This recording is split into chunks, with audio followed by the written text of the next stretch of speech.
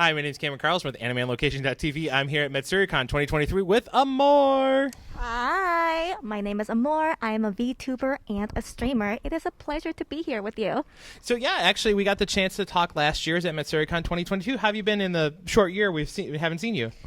Oh my god, I've been so busy. Like so many streaming projects, so many art projects. It's been a very hectic 2023 already. Yeah, so actually the fun part is I actually jumped on Twitch and happened to watch. Recently you were playing Final Fantasy 16. You know, you got your love of Clive, the hunky man that he is. So. Yeah, I mean, who doesn't love Clive? I'm gonna be real. Like everyone loves Clive. The moment you open up Final Fantasy 16, I was like, that guy is really hot. So what's it like been playing the game with your fans?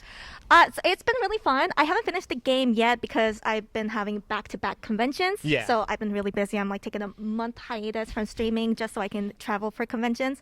But my God, it is a really good game. Yeah. I'm really excited to finish it when I get to it.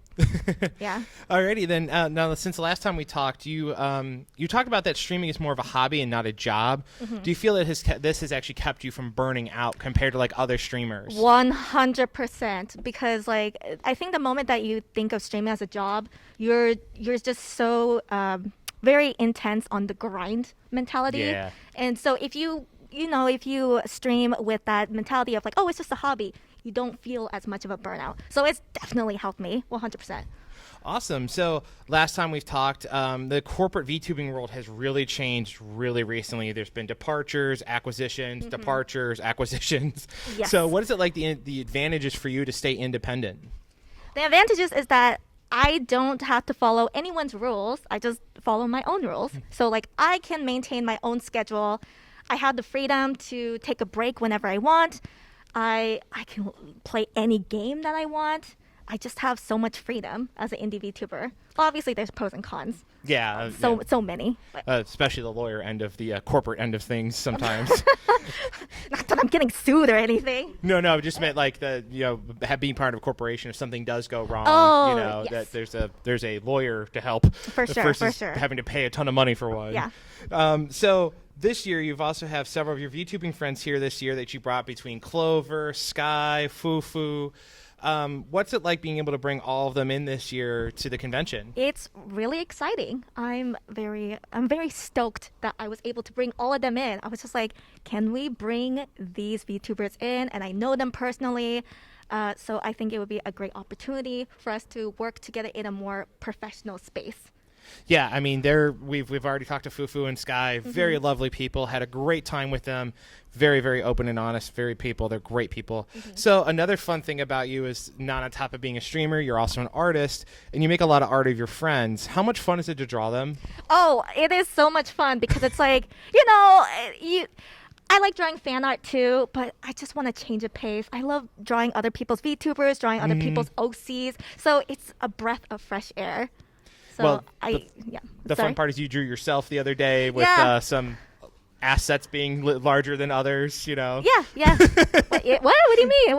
Oh, right. Yes. Okay. I was like, what? I did. I had no idea what you were talking about at first, and I was like, oh, right. Okay, now I remember. Your VTuber art.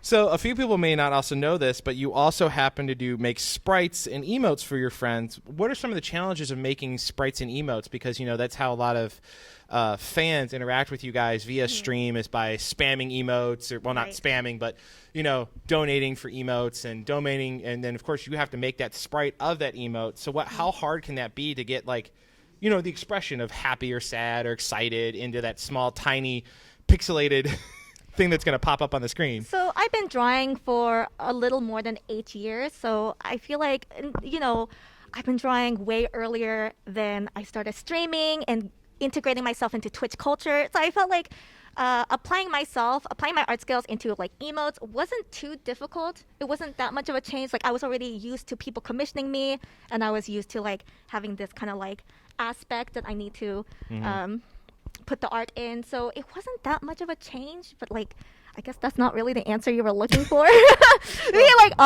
I guess I'm used to it. Yeah. Well, because the thing is, like, when I'm watching a stream and I see these emotes and sprites pop up, and I'm like, Well, that takes a lot of time and effort because you have to program it to respond to when the donation comes through or whatever. Oh, it's actually not that hard. Oh, really? Yeah, there's you can use stream elements, and the Twitch also has like their own integration. So it's like all you okay. really have to do is like upload the artwork, and everything's done. Oh, that's. It's super easy. It's not as complicated as you think. I guess a lot of people probably don't know that, so it makes it even easier for them to be like, hey, let me donate $1 so I can keep spamming this one emote. Yeah, it's very, very easy. All right, now one fun thing that we talked about last time was your love of alcohol. And when I was watching you the other day, you talked about your love of soju. And now, obviously, you were talking about other alcohols, too. There were Southeast Asian flavors. What would you say? I actually don't know Southeast Asian alcohol that much. I'm more into, like, Far East Asian alcohol. But soju is definitely my go-to. I really recommend green grape soju. Basically tastes like candy. A little dangerous.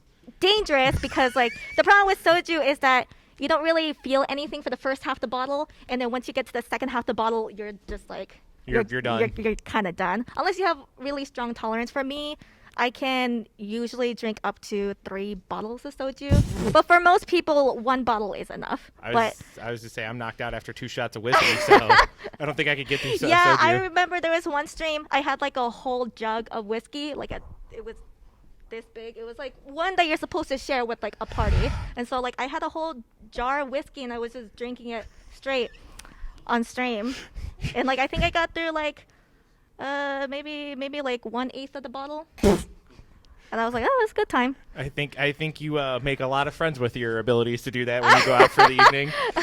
Now, are there any? We understand, being a VTuber and an artist, you have a lot of things in the fire, and you obviously can't reveal too much. But what would you like fans to know about that potentially could be coming up, like while they watch a stream, be it either art or playing games? What type of projects do you have in line?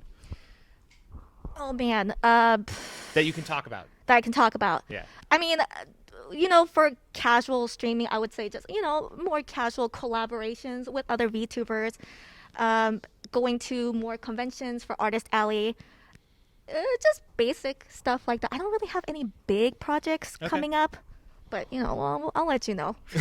And by saying that, other than following you on Twitch, where else can we follow you online? Twitter/X, since they just made the change today, so it is no longer twitter.com, it is now x.com. So you can find me on x.com/CL_Amour.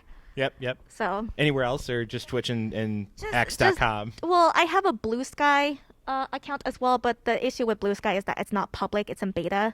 So yeah. You do need the invite code. Okay. And then what message would you love to give to the fans that have been keeping up with you via Twitch and spamming you with love and your Twitch chat? Thank you so much for handling all my screaming. And I'm sorry I'm screaming in your speakers at like 3 a.m. in the morning. Yes, so actually, very sorry. That would be when I'm doing laundry, when I watch you. So. That is what I do. Honestly, like, my chat's going like, why did you just scream? You just woke me up.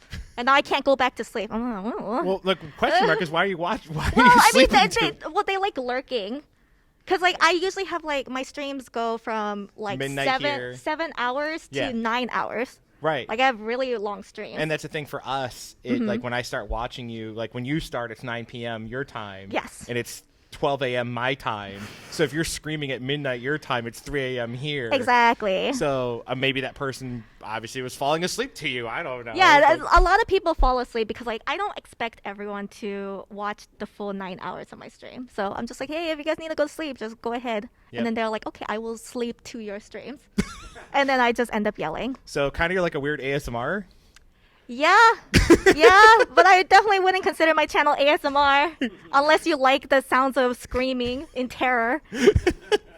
Well, anyways, it has been so much fun to hang out with you again. Yes. I'm so glad you're able to come back. Thank you so much. No, thank you so much.